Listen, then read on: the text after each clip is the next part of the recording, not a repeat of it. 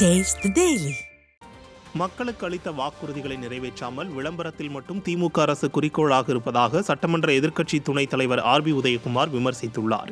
மதுரை மாவட்டம் திருமங்கலத்தில் அதிமுக சார்பில் 100 நாட்களில் 100 கோயில்களில் சிறப்பு பூஜை என்ற அடிப்படையில் சித்தாலை பெருமாள் கோயில் வழிபாடு நடைபெற்றது. இதனைத் தொடர்ந்து 30க்கும் மேற்பட்ட கிரிக்கெட் அணிகளைச் சேர்ந்த இளைஞர்களுக்கு பொன்னாடை அணிவித்து விளையாட்டு உபகரணங்களை முன்னாள் அமைச்சர் ஆர்.பி. உதயகுமார் வழங்கினார்.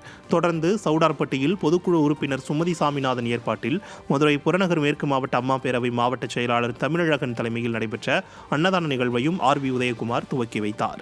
இந்நிகழ்வில் உரையாற்றிய அவர் மக்கள் பணியை புறந்தள்ளி விளம்பர வெளிச்சத்தை மட்டுமே ஸ்டாலின் அரசு விரும்புவதாக சாடினார்.